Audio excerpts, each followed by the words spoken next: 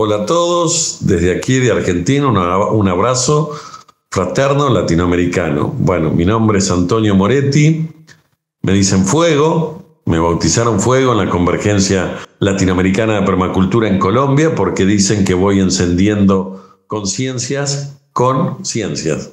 Me gustó el sobrenombre o el apodo, o el nick, como se dice. Me gradué como ingeniero en Sistema de Información en la Universidad Tecnológica Nacional de Argentina. En la misma universidad me posgradué como docencia universitaria, como ingeniería ambiental y como ingeniería gerencial. Me dedico a la permacultura desde hace 20 años o más y a la bioconstrucción también.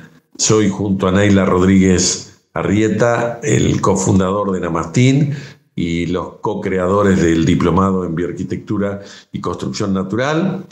Y bueno, he dado muchas charlas, conferencias presenciales, virtuales, en distintos congresos en Cuba, México, Ecuador, Colombia, Perú, Bolivia, bueno, casi todos, ¿sí? Me faltan unos cuantos.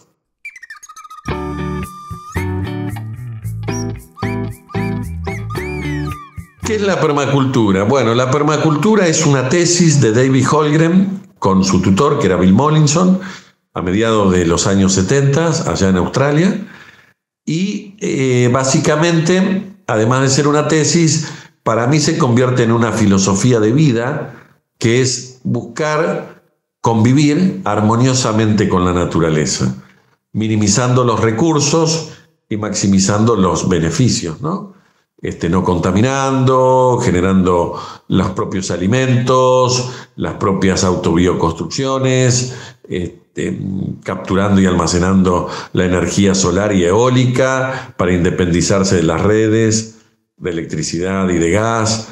Bueno, convertirse básicamente en autosuficientes. La idea es que la permacultura está en armonía con la naturaleza. Es cuestión de ponerse a favor de lo que hace la naturaleza.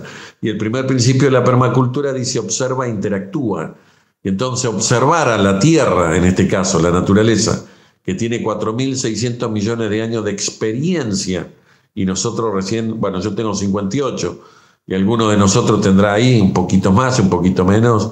Creo que hay que escuchar y observar a la naturaleza. Cualquiera puede ser permacultor siempre y cuando se alinee con la naturaleza.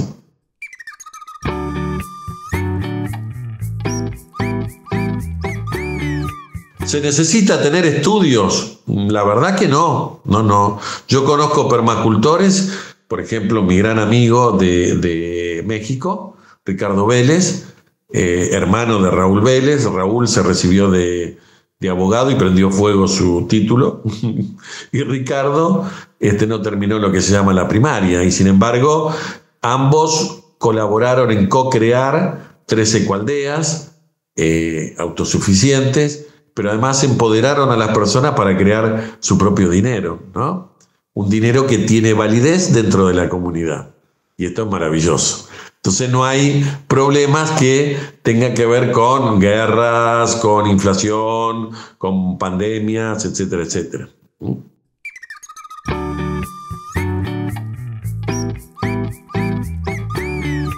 ¿Qué es una ecoaldea? ¿Cómo funciona? Una ecoaldea es ni más ni menos que una comunidad de personas que deciden vivir con un objetivo o varios objetivos en común, ¿sí?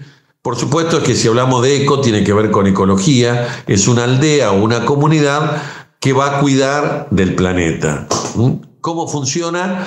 Hay distintos modelos. La verdad que todas están buscando la evolución de la democracia, que se llama sociocracia, holocracia. Es donde verdaderamente la participación y el empoderamiento de cada uno de los integrantes es completo. Y también es completa la confianza que se tiene de los demás. Para hacer una ecoaldea hace falta una cierta cantidad de personas que pueden rondar a 80, 100, 150 y no más de 1.000, 1.500, 2.000 como mucho. Porque después se degenera lo que son las megaciudades, ¿no? O las gigaciudades, en donde nadie conoce a nadie y aparecen estas cosas de robo, de asesinatos, de violaciones, ¿no? En cambio, las ecoaldeas, como todos nos conocemos y tenemos un objetivo en común, funcionan mejor. Básicamente la idea es comprar hectáreas, ¿no? Y no terrenos. Un terreno en Argentina vale $80.000 y sin embargo algún campito de 100 hectáreas puede costar $150.000, o sea, el doble, ¿no?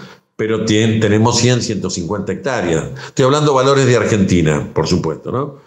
Que son terrenos pelados, son hectáreas que pueden estar peladas o que pueden tener cierta producción o tener árboles, ¿no? Por ejemplo, que sería fantástico.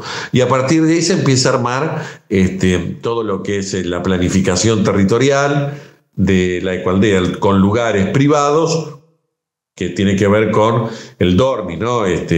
La parte de ir a dormir con la familia, con la pareja, ¿no?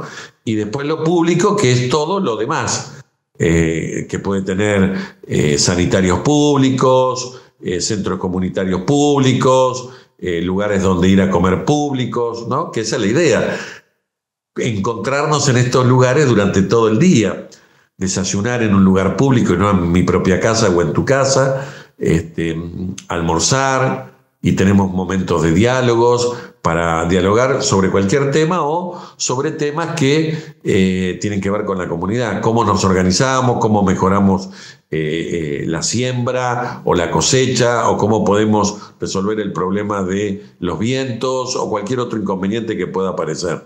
Pero sí, básicamente en principio son privados los terrenos, ¿sí?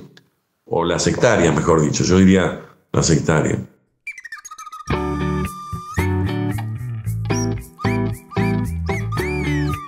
¿Con cuánto tiempo de anticipación se tiene que planear una ecoaldea? Aquí es fundamental que las ecoaldeas manejan 4 dimensiones: la dimensión social, la dimensión económica, la dimensión ecológica y la dimensión visión del mundo. El gran problema, fíjense todos que la Tierra tiene 4.600 millones de años independientemente del ser humano. Nosotros como especie hará entre 200.000 y 1 millón de años que aparecimos. O sea que como mínimo tiene 4.600 veces más de experiencia que nosotros la Tierra, ¿no? 4.600 millones de años, ¿no? Entonces, lo importante es ver esto, ¿no? Cómo invertimos el tiempo en planificar. Cuanto más planificamos, cuanto más definimos cuál va a ser el régimen de convivencia, las labores y tareas que tenemos que hacer comunitarias, porque esa es la idea, vivir en comunidad, ¿sí? Como unidad, contribuir, ser esto comunidad, que no es fácil, y esto se logra en las ecoaldeas, no se logra en las ciudades o las megaciudades. Cuanto más tiempo dediquemos a diseñarla y proyectarla y visionarla con lo que queremos, menos problemas vamos a tener después. Incluso hay que trabajar la dimensión social en la resolución de conflictos, porque no es la ausencia de conflictos, sino cómo los solucionamos, ¿no? Y ahí está la gran evolución dentro de las ecoaldeas.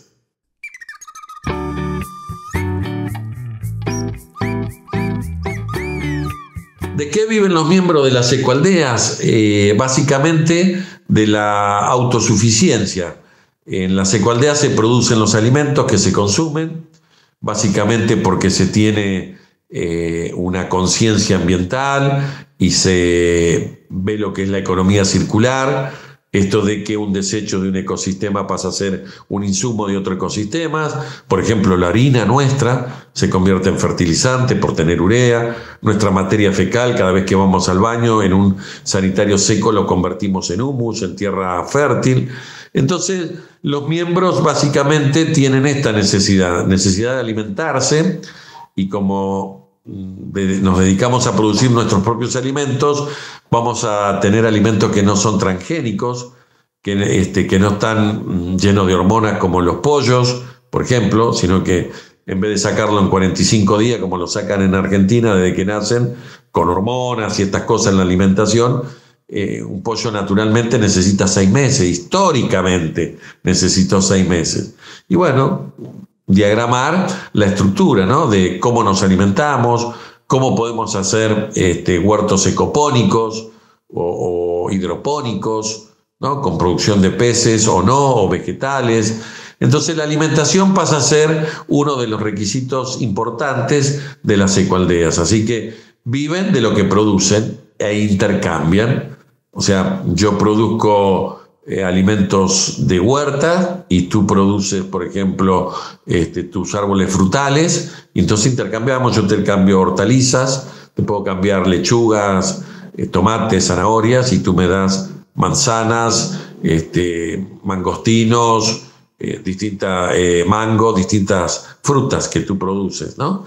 Entonces esa es la forma de vivir dentro de las ecoaldeas. Y para el afuera, porque yo creo que hay 3 modelos de ecoaldeas: las abiertas, las cerradas y las semiabiertas o semicerradas. Yo creo que para mí son las mejores, las semiabiertas o semicerradas, que es tener un régimen de convivencia interno e interactuar con el exterior de cierta forma que le convenga al exterior y nos convenga a nosotros como ecoaldea. Entonces podemos tener un exceso, un excedente de producción, qué sé yo, de aceitunas o de gallinas, por decir algo, de huevos, y lo intercambiamos con el exterior a cambio de algo que nos está haciendo falta, por ejemplo, plátanos, por ejemplo, mangos, por decir algo, ¿no? Si no tuviéramos esos árboles frutales.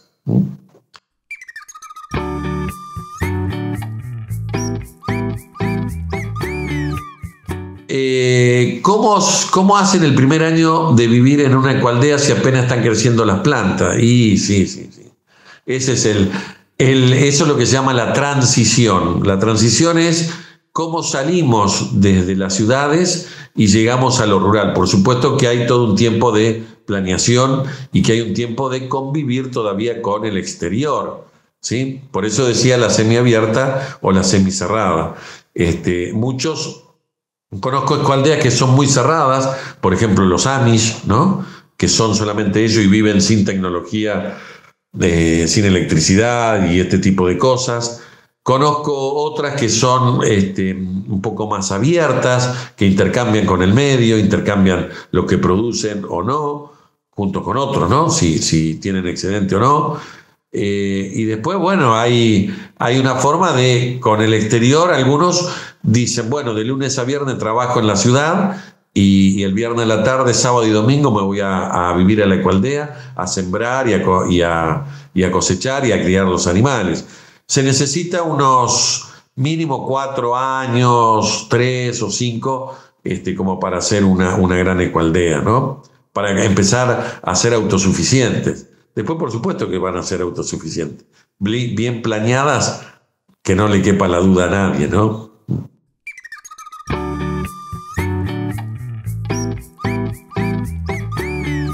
¿Puede haber ecoturismos en las ecoaldeas?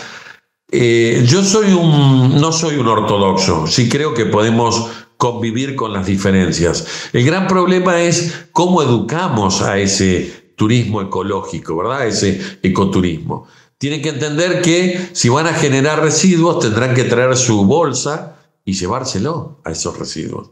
Por ejemplo, podemos estar conviviendo en una isla como podría ser la Isla del Sol en Bolivia, en el lago Titicaca, y ahí no pasa el camión o el carro, como se le dice, de la basura. Entonces tendremos que ver qué hacemos con la basura, ¿no? Cómo nos organizamos.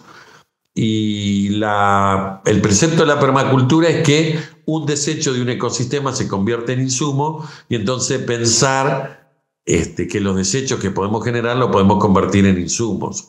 Y ahí es donde está la gran ventaja, ¿verdad? ¿Cómo hacemos esos insumos?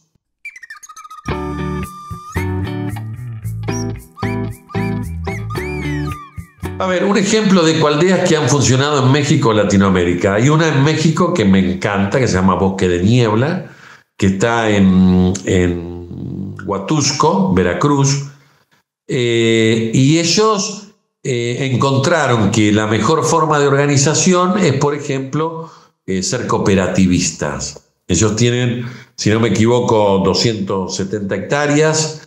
Tienen la organización de hacer la ultraproductividad de vacas. Entonces, en Argentina, por ejemplo, para tener una idea, históricamente es 1 hectárea por vaca, porque come el pasto y se alimenta todo el año y va defecando y haciendo que esa materia fecal se convierta en fertilizantes y después vuelva a crecer el pasto que come.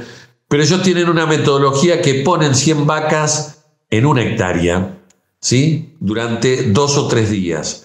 Entonces esas 100 vacas comen todo el pasto y las trasladan a otra hectárea que está al lado de otras 100 vacas en 1 hectárea. Y así durante más o menos 3 meses, con lo cual tienen que tener 30 hectáreas y en 30 hectáreas ponen 100 vacas en vez de tener 100 hectáreas. Y esa es la alta productividad, haciendo la rotación, ¿no? Y entonces después de 3 meses, 3 días por cada estadía de las vacas en las hectáreas, ¿no? Las 100 vacas en 1 hectárea, y entonces van rotando. Al cabo de 90 días vuelven a la misma hectárea, las 100 vacas, donde ha vuelto a crecer el pasto. Y esto es una optimización en forma natural y aprovechamiento del espacio, ¿no?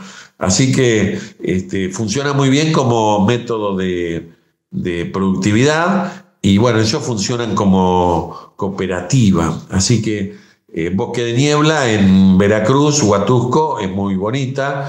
Gaia en Argentina, en Navarro es otro ejemplo muy reconocido, creo que fue la primera ecoaldea de Sudamérica. El Manzano en Chile, bueno, y hay muchas, ¿no?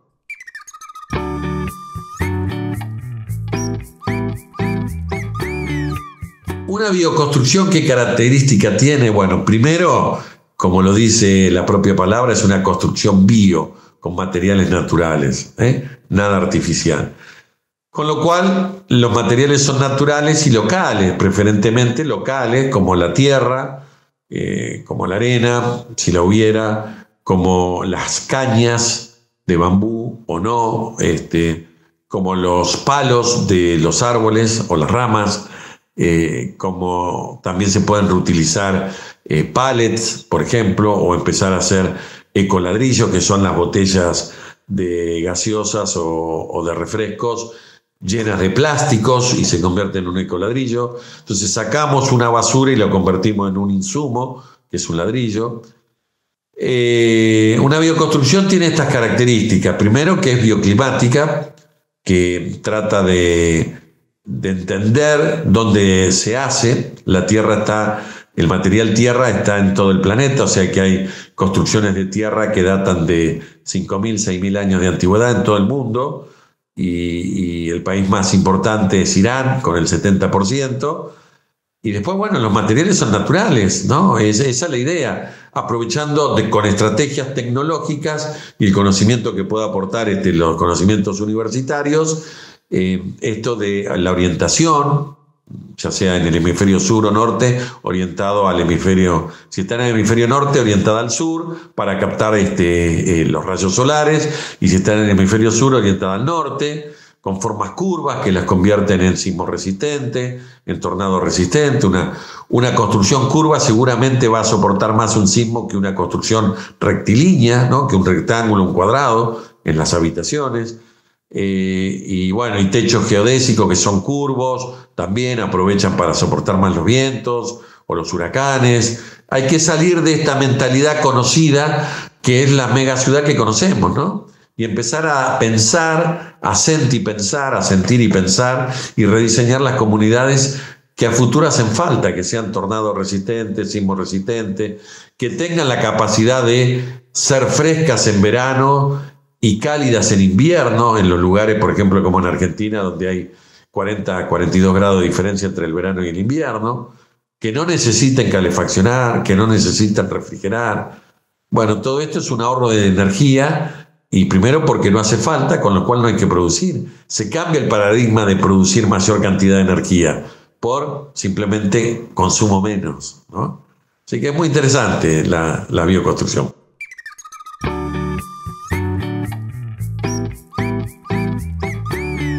¿Qué tan barato, tan cara es una bioconstrucción? Y dependerá. Depende, pero más o menos como mínimo un 10, un 15% de más económicos, hasta un 40%, 50% más económico. Si los materiales son totalmente locales y los materiales son locales y naturales, ¿no? Con lo cual, Los materiales hay un ahorro de un 80, 90, 95% con respecto al cemento y todo lo que conocemos, pero se encarece un poco la mano de obra porque la gente no está capacitada en lo que es la bioconstrucción. Entonces lleva un poco más tiempo, al ser material natural necesita más tiempo para secarse, no como el cemento que de un día para el otro ya está seco, etcétera, etcétera. Pero tiene una gran ventaja. Desde la dimensión social genera mano de obra, genera trabajo y inserta en el circuito económico o bioeconómico, porque para nosotros es bio, mano de obra que puede generar todo esto de lo que es la bioeconomía, ¿no? El generar dinero ecológico, tener para hacer el intercambio, ¿no? Para con otro que le compro algo, me vende algo, etcétera, etcétera. Sí. Así que como mínimo un 10 o un 15%.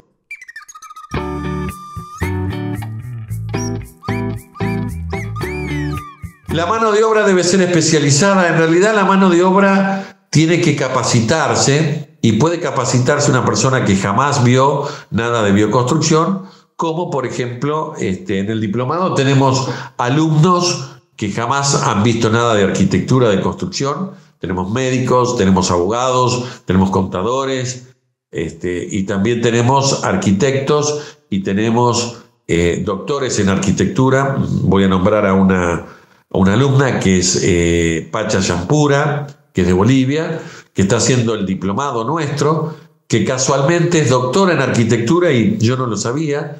Y cuando busqué un docente que pueda hablar de la profesionalización, me la recomendaron y cuando me contacto con ella es alumna de nuestro diplomado, siendo una doctora en arquitectura. La verdad que me llama mucho la atención.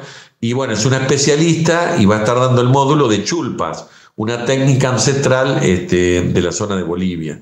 Así que puede ser gente que no tenga conocimiento y empiece de cero, como puede ser gente que se reconvierta, como los albañiles que capacité en México y se convirtieron en bioalbañiles, los constructores en bioconstructores, los fontaneros en biofontaneros, los carpinteros en biocarpinteros.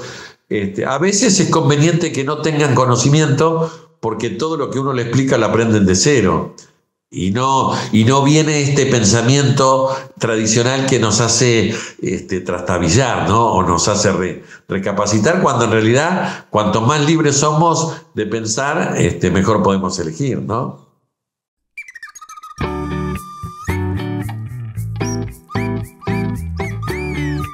Cuando hacen una bioconstrucción, ¿cómo le hacen para obtener los permisos de construcción? Bueno, al menos en Argentina está declarado de interés a nivel Congreso de la Nación, pero solamente declarado de interés, no hay ninguna reglamentación a nivel nacional, tampoco la hay a nivel provincial, pero sí a nivel municipal, que sería las alcaldías o los intendentes, y hay resoluciones u ordenanzas propias. En algunas ciudades de Argentina son 51, tienen ordenanza propia, 52 ahora porque participé en otra, pero es muy local, no hay nada. Y en las que no hay esta reglamentación, yo creo que por lo menos en Argentina hay mucho trabajo informal, no se declaran los planos, se hacen, porque además Argentina está atravesando una crisis económica tremenda, ¿verdad?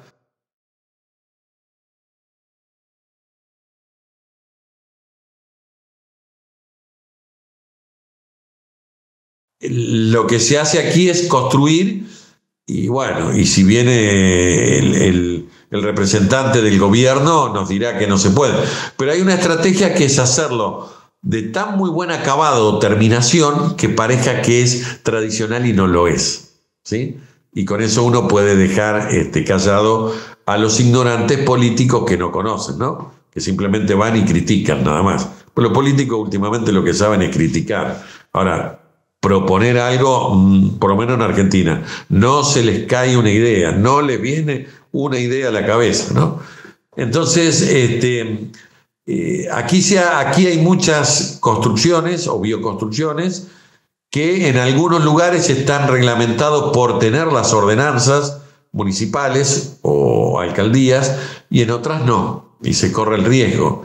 Pero ¿quién te va a venir a A ver, cuando hice la bioconstrucción en 2021 en México, que me llevaron para hacer una bioconstrucción híbrida, un poco tradicional, un poco bioconstrucción, o sea, que hicieron cimientos, columnas, viga y techo, lo que es losa de cemento, y todas las paredes con tierra embolsada y las paredes internas con adobes. Me hacían algunas preguntas, sobre todo los inversores, los que habían puesto el dinero para que yo pueda ir y que capacita a las personas, ¿no? Entonces decían, pero ¿es dura la pared? Y yo les decía, cuando les decía que sí, volvían a preguntar y dudaban. Entonces tomé una metodología que es una imagen o un gesto vale más que 1000 palabras, ¿no? Entonces agarré un palo, cuando me hizo la pregunta, por quinta vez o sexta, ¿no? La misma persona es como diciendo, bueno, me parece que me estás tomando el pelo. Agarré un palo y adelante de todos los que estaban viendo la construcción le pegué un palazo a la pared. Y la pared intacta. Y entonces ya está la evidencia. Ante la evidencia no se puede contradecir, no se puede contraatacar. Y entonces le digo, ¿usted cree que no es dura? ¿Usted cree que no es tan dura como el cemento? Me parece, por lo que acaba de ver, que hasta le diría que es más dura. Y se cayó la boca, ¿no? Porque la evidencia tapa todo relato, todo discurso, toda doctrina.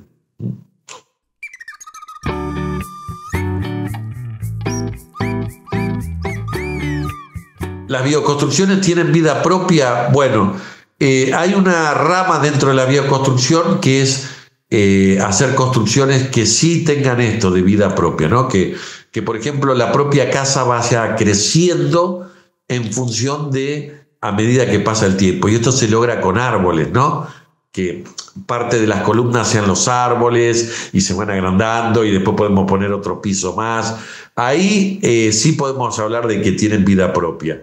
Lo que sí tienen son materiales de vida, no de muerte, ¿no? Materiales de vida como la tierra, como la madera, como las cañas de bambú, estas cosas que son naturales y existen en todo el mundo, y no todo lo procesado como el cemento, como el hierro, que necesita el mineral, fundirse, colarse, trabajarlo, templarlo, revenirlo, cortarlo, trasladarlo.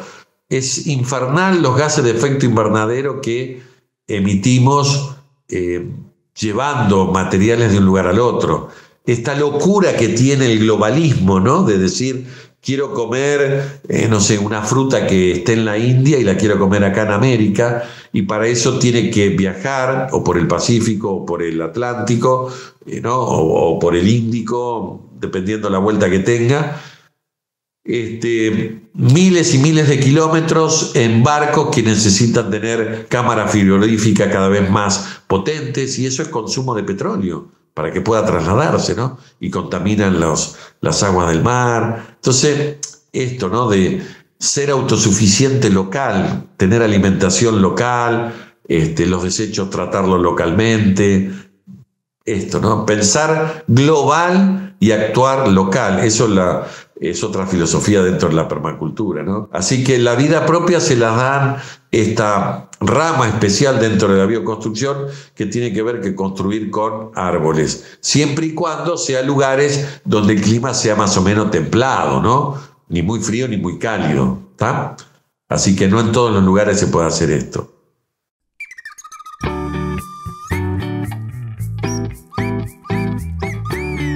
¿Cuál es el primer paso para hacer una bioconstrucción? Convencerse de que la bioconstrucción va a ser mucho más económica, mucho más ecológica, mucho más eficiente y mucho más elegante incluso que una construcción tradicional. Pero si yo no me creo que lo que estoy haciendo es bueno, no lo puedo hacer. Ese es el primer paso. Después, más adelante, será tener un lugar en donde hacerlo y poner en práctica esto que uno hace, ¿no? Porque si no, uno se convierte en un haz lo que yo digo, más no lo que yo hago, que es lo típico de los políticos, ¿no? Que dicen una cosa y hacen otra. Así que el primer paso es estar convencido.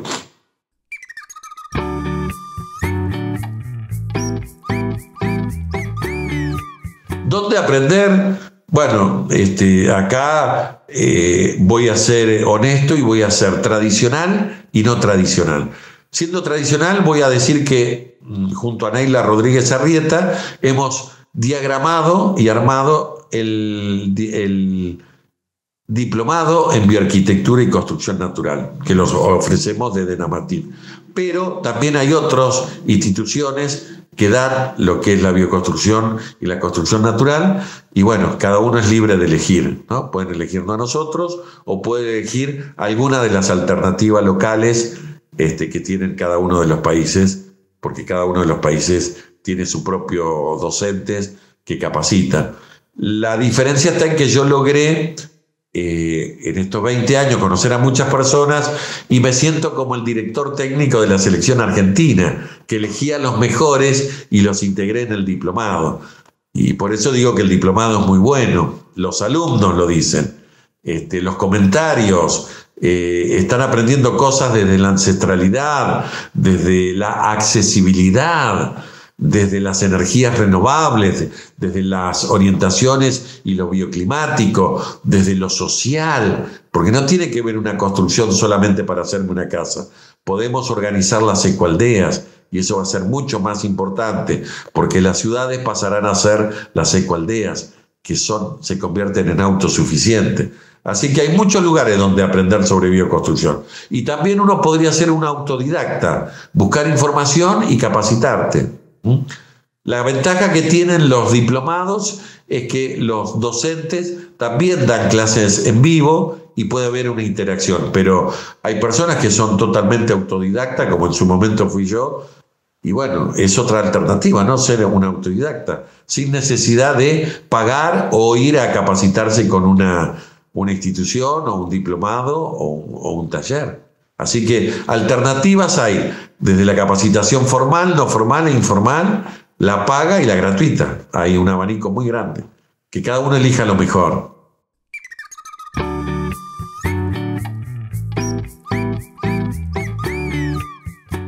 ¿Por qué decidiste iniciar con esto de la permacultura? Bueno, esto es un poco fortuito, ¿sí? Yo creo que nada es azaroso, sino que todo está en un perfecto estado de conciencia universal. Yo creo en una entidad superior, llámalo Dios, llámalo energía o como lo queramos llamar, y que lo que tiene que suceder, sucede. Hace mucho tiempo yo me separé, me divorcié de la madre de mis hijos, entré en una crisis, ¿no? Laboral y emocional, y esa crisis me llevó, por suerte yo no me decaigo, no entro en depresión, pero sí sentí dolor, ¿no? Por supuesto. Y entonces hice cursos de meditación, de cuencos tibetanos, de Reiki.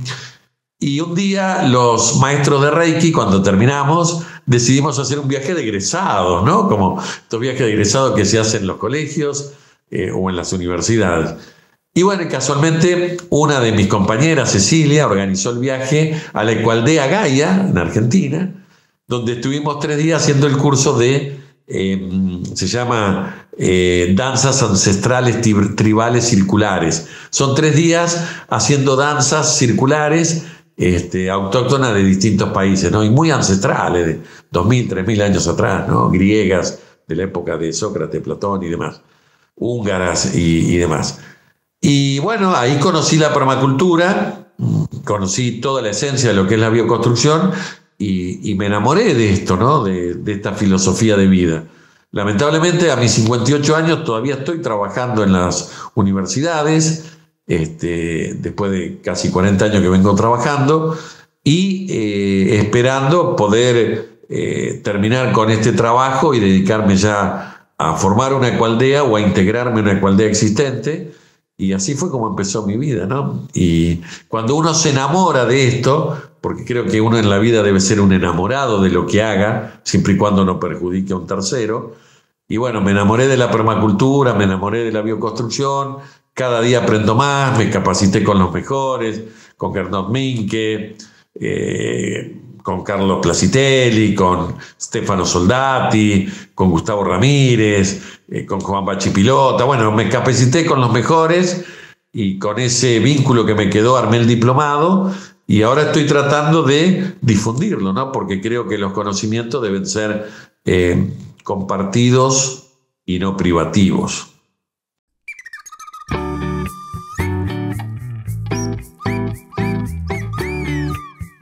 ¿Qué me ha dejado la permacultura y la bioconstrucción? Primero, una satisfacción, una paz interior, que es maravillosa. Es sentirme que estoy a favor de la vida y de lo bio, ¿no? Que es la tierra, y empezar a entender sus ciclos, sus tiempos, que por supuesto son mucho más longevos que los nuestros, ¿no? Y me dejó mucha gente amiga, muchos conocidos. Estoy haciendo vínculos, ahora estoy empezando a partir del 5 de octubre una caravana pasando por Bolivia, Perú, Colombia, México, Puerto Rico, Costa Rica, Ecuador a la vuelta, y me dejó mucha gente conocida, entre ellos están todos los que integran el diplomado, vínculos y hacer intercambio. Voy a lugares donde me alojan, me dan de comer y yo capacito, dicto las capacitaciones. Tuve la oportunidad de conocer muchos lugares, me abrieron las puertas, un vínculo maravilloso en Ecuador con pueblos originarios, en México, en Colombia, en distintos lugares, en Perú, en lo que es el camino de los incas, ¿no? Tuve la oportunidad de conocer Machu Picchu. Me ha dejado muchos contactos, muchos buenos amigos, y creo que hoy mis mejores amigos tienen que ver con esto, ¿no? Gente que se dedica a la permacultura y la bioconstrucción en otros países, y que cada 2 por 3, cuando podemos, nos encontramos, como Raúl Vélez, que lo conocí haciendo el primer curso de permacultura hace como 20 años atrás, y cuando nos terminó el curso, que dura 15 días, bueno, yo soy una persona un poco emotiva también, y digo, no los voy a ver más a mis compañeros que eran de 10 o 15 países, no recuerdo bien, y sobre todo con Raúl, que es bastante más joven que yo, y pegamos onda con este pinche amigo mexicano, ¿no? Y con este boludo argentino, como decimos siempre. Y sin embargo, después nos vimos en Uruguay, nos vimos en Colombia, nos vimos en Cuba, nos vimos en Perú, nos vimos en Bolivia, dictando los primeros cursos internacionales de permacultura certificado por universidad. Y bueno, cada vez que podemos nos encontramos. Y ahora vuelvo a México y los voy a ver de nuevo, ¿no? A mis amigos mexicanos, pasando por Bolivia, Perú, Colombia, México a la ida, y a la vuelta a Puerto Rico, Costa Rica, Ecuador y Argentina. Así que vínculos, amistades, grandes personas y contactos y conocimientos, y maravilloso, maravilloso.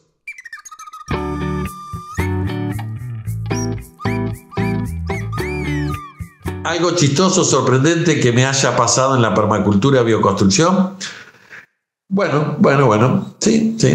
Nos une el idioma, el español, desde México hasta el sur de Argentina y de Chile. Pareciera ser que nos entendemos, pero cada país tiene su particularidad y su significado. En el año 2012 me beca la Universidad Albert Einstein en México para ir a trabajar al primer simposio de desarrollo comunitario y sustentabilidad. Éramos 20 personas, 12 mexicanos y mexicanas, 5 estadounidenses, creo que era un varón y 4 mujeres, y después un ruso, un cubano y yo de Argentina, ¿no? En los 20. Y entonces nos dividimos en grupo, y a mí me tocó estar con 4 personas de México, un varón, Vicente, y 3 mujeres, ¿sí? De los cuales Denise era la más joven, muy joven, 23 años, era una ingeniera ambiental. Después estaba Claudia, que era psicóloga, de 40 años en ese momento. Y después estaba Rocío, que tenía 48, una cosa así, y yo en esa época tenía 46, 47, me acuerdo, más o menos. Y en un momento dado le digo a Denise, que era la joven de 23 años, pendeja, alcanzame la computadora, porque nos habían alquilado una casa donde tenía 2 habitaciones, los varones en una y las mujeres en otra. Había 2 baños, una casa muy grande, muy bonita. Y bueno, cuando le dije pendeja, se ofendió Denise. Y yo no entendía, porque acá en Argentina decirle pendeja a una mujer es decirle que es joven y además que es bella. O sea, en Argentina una mujer cuando uno le dice que es una pendeja está feliz porque la tratan de joven y de bella. Pero claro, pendeja es mexicano y en México tiene otro significado que yo no conocía, ¿verdad? Entonces se ofendió Denise y nosotros estuvimos 3 o 4 semanas juntos trabajando y durante una semana no me hablaba, ¿no? No me habló. Fue difícil, hasta que después entendió y le explicaron, mirá, Antonio viene de Argentina, pendeja ya significa otra cosa. Bueno, después todo bien, ¿no? Pero costó una semana. Y Rocío, que era la médica alternativa, también estaba Claudia, que era psicóloga. Rocío era médica no tradicional, sino que hacía estos medicamentos con yuyos y plantas. Y el último día nosotros teníamos la costumbre de desayunar juntos, después pasaba el colectivo o el bus a buscarnos, nos llevaba a la universidad o nos llevaba a la comunidad y ahí almorzábamos y trabajábamos y bueno, etcétera, etcétera, durante 3 o 4 semanas. Y en un momento dado me dice el último día de desayuno, antes de ir a la universidad, dice Rocío, Antonio, hoy tengo una sorpresa para ti. Bueno, Rocío, gracias, estábamos todos. Estaba Vicente, Denise, Claudia, Rocío y yo. Y digo, bueno, Rocío, muchas gracias, claro que sí, muy amable. Y me dice, mira, Antonio, hoy tengo una hermosa cajeta para ti. Upa. Y yo me puse rojo, colorado, ¿no? Porque cajeta en Argentina le decimos vulgarmente al órgano femenino, ¿no? A la vulva, ¿no? A la vagina. Y entonces yo me puse colorado y digo, bueno, Rocío, mira, en mi país esto es un poco más privado, le digo, ¿no? Yo pensando que el significado era el que yo conocía, ¿no? Y me dice, no, acá no hay problema, acá compartimos todo. Entonces yo pensé en ese momento, digo, bueno, estoy a 10.000 kilómetros de mi país, estoy solo, nunca tuve sexo grupal. Son 3 mujeres, somos 2 varones. Y bueno, qué sé yo, dale, a ver, hagamos la experiencia, me decía a mí mismo. Y en eso le digo, bueno, Rocío, bueno, dale. Como pensando que, bueno, a ver qué va a pasar, ¿no? Y en eso viene Rocío con un paquete de galletitas o dulces. Y dulce de cajeta es el dulce de leche en Argentina. Entonces, nuevamente, el idioma nos une, pero el significado es distinto. Eso pasó en México. Luego estuve en Cuba en la Convergencia Mundial de Permacultura. Y bueno, en Cuba es todo el tiempo coger. Vamos a coger el carro, vamos a coger la guagua. Sí, vamos todo el tiempo coger. Y acá vulgarmente coger, supongo que en otros países también, tiene que ver con tener sexo, ¿no? Y entonces, claro, coger la guagua en Cuba es tomar el bus o el colectivo, como se le dice en Argentina. Ahora en Chile, coger la guagua sería algo pedófilo, porque la guagua se le dicen a los bebés. Y coger tiene que ver con sexo, ¿no? Sobre todo en Argentina y en Chile, que estamos muy cerca. Más allá de que coger es tomar, ¿no? Desde el verbo, desde España nos enseñan que coger también es el verbo de tomar, ¿no? Entonces, coger la guagua en Cuba es tomar o ir a buscar y tomar el bus o el colectivo. Y coger la guagua en Chile sería tener sexo con un bebé. Algo totalmente desastroso, ¿no? Más allá de que la frase es la misma y tienen significado distinto. Entonces, esas son las cosas sorpresas que me sorprendieron y chistosas, ¿no? Siempre lo cuento, cada vez que doy un curso lo cuento porque tengo que tener un cuidado de lo que digo o de lo que escucho porque no quiero malinterpretar ya, sino que, quedó abierto. ¿Qué significa? Pregunto para entender.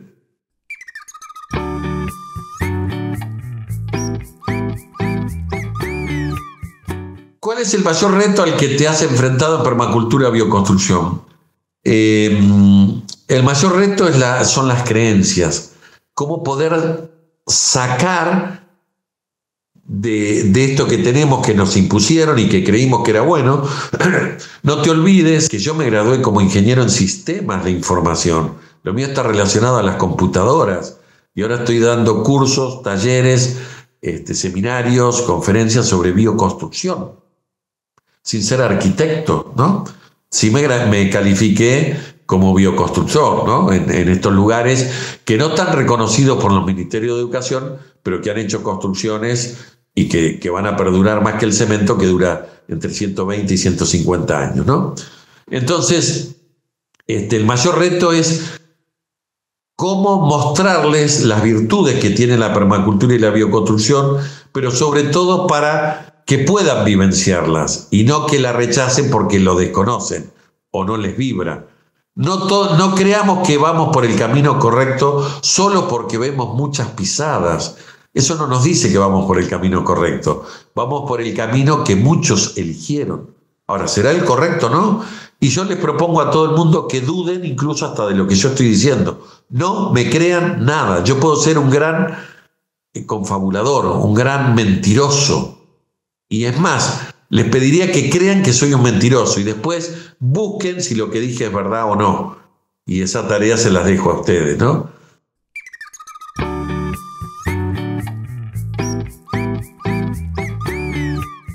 ¿Cuál es el mejor consejo que me han dado? ¿No? Esta frase que me la dijo Gustavo Ramírez, que es mi mentor, mi maestro en Gaia. Yo fui muchas veces a Gaia a capacitarme y él me dijo: no creas que vas por el camino correcto solo porque ves muchas pisadas. No creas que esto es correcto porque todo el mundo habla de esto. ¿Sí? Dudá. Ese es el mayor consejo que me dieron. No dudar por dudar, sino cuestionarme. Y después, bueno, a ver, ¿sí?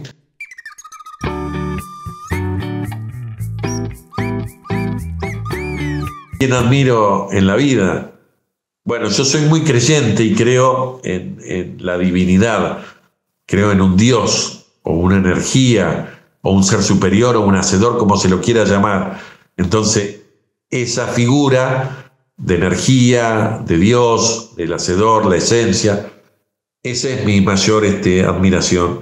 Después admiro mucho a Leonardo da Vinci, ¿no?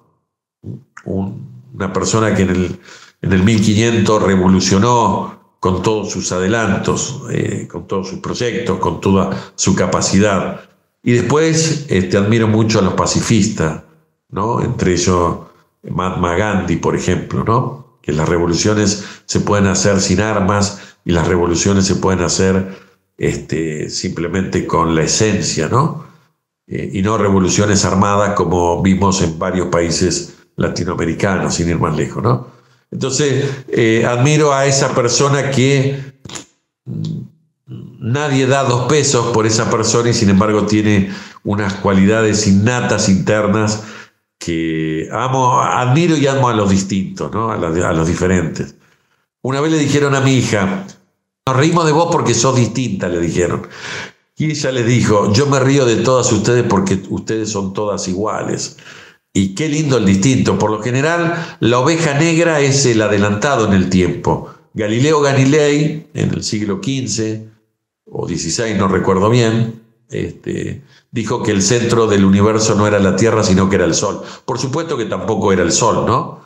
Pero nos sacó de este egocentrismo. Y bueno,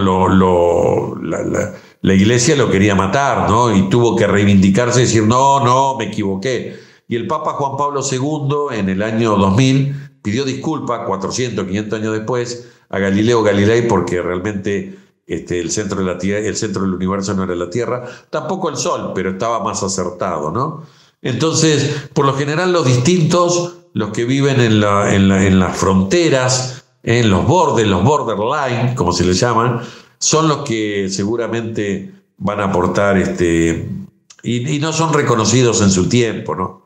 Siempre son reconocidos a posteriori. Así que admiro a esa gente que, aunque se le rían en la cara o los critiquen o los humillen, tienen ese coraje, esa voluntad, esa esencia para seguir adelante, llevando adelante lo que creen y lo que sienten, ¿no? Así que a esas personas también las admiro.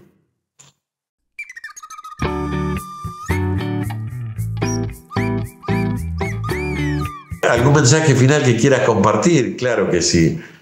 Cuando estén convencidos de lo que sienten y que no le hacen mal a nadie, sigan para adelante y no escuchen. Voy a poner un ejemplo donde 2 ranas se caen en un tacho, en un tambor o en un turril, no sé cómo se dirá en cada uno de los países que pueden escuchar, pero bueno, en un recipiente donde había leche. ¿Sí? Y una de las ranitas era pesimista y la otra era optimista, pero además era sorda, ¿no? y la pesimista estaba en que, ay, nos vamos a morir, nos vamos a morir, sí, porque acá no podemos salir. Y la optimista, además de ser sorda y leerle los labios a la otra, le hacía señas, ¿no? Y le decía, nos vamos a salvar. No, no, no, no. Bueno, la moraleja. La pesimista murió y la optimista, ¿sí? Por más que desde arriba las otras ranas le gritaban, no hagas el esfuerzo, no tenés posibilidades de salvarte, te vas a ahogar. Como era sorda, pensaba que la estaban alentando, ¿no? Y entonces el mensaje que quiero dar es, cuando reciban una crítica, reciban esa crítica, pero transmuten esa crítica y conviértanla en algo positivo, ¿no? Entonces esta ranita que era sorda pensaba que la estaban alentando, batió tanto la leche que la convirtió en sólida, mantequilla, y al ser sólida pudo afirmarse y saltar, y se salvó, ¿no? Entonces este es el mensaje final, ¿no? No, nunca se den por vencido, por más que todo el mundo te critique. Cuando estás convencido de lo que haces, yo estoy convencido y por eso sigo para adelante. Y críticas recibo todos los días y un montón de críticas, pero yo estoy convencido.